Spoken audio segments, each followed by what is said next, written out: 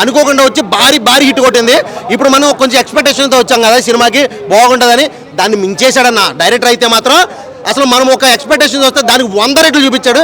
Cinema అయితే మాత్రం మామూలుగా లేదు. నాకైతే దడ పుట్టించాడు. థియేటర్లో వచ్చగా ఆర్పించాడు. ఒక్క మొక్కలు చెప్పాలంటే బాబా ఏం గ్రాఫిక్స్, ఏం సీన్స్. కొన్ని సీన్స్ అయితే మాత్రం నీ అమ్మ ఏం సావదు ఎంగ దాడా ఏంద్రా థియేటర్లో పెట్టి అనిపించింది అన్న. నాకు అట్లా అనిపించింది, భయం వేసింది. అసలు తమ్మన్న యాక్టింగ్ అయితే ఒక అఘోరిగా పర్ఫెక్ట్గా చేసింది. చాలా అంటే చాలా బాగుంది. అఘోరీలకి ఎన్ని పవర్స్ ఉంటాయి, వాళ్ళు తలుచుకుంటే ఏం చేయగలరు, వాళ్ళ భక్తి ఎలా ఉంటుంది, ఎంత భక్తి ఉంటుంది. లేడీ అన్న ఆడి పేరు ఎత్తుకో చేసి నీకు దండం పెడతా.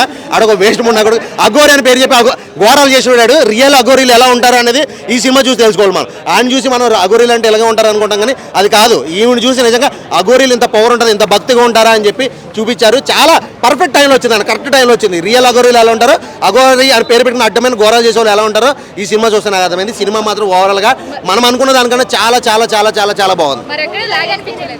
నాకైతే మేడం ఎక్కడ లాగ్ అనిపించలేదు. ఎందుకంటే ఒక్కొక్క సీన్ వస్తుంటే ఒక్కో సీన్ చూస్తుంటే హైలైట్ అనిపిస్తుంది. సినిమాకి ఒక్కో సీన్ హైలైట్, ఒక్క సీన్ కాదు. లాస్ట్లో క్లైమాక్స్ బాగుంది అంటారు కొంతమంది, క్లైమాక్స్ ట్విస్ట్ బాగుంది అంటారు. కానీ ఈ సినిమాలో అలా కాదు, ప్రతి సీన్ క్లైమాక్స్ లా అనిపించింది. కొన్ని సీన్స్ అయితే నిజంగా మత్తిపోయిందన్న. అన్న రెండు కూడా బాగుంది. అసలు తమ్మన్న ఎంటర్ అయిన కానీ సినిమా మాత్రం ఎక్కడ కూడా కన్ను ఆర్పాలని మిగిలిన తమ్మన్నని చూస్తూనే ఉండాలనిపించింది నాకైతే.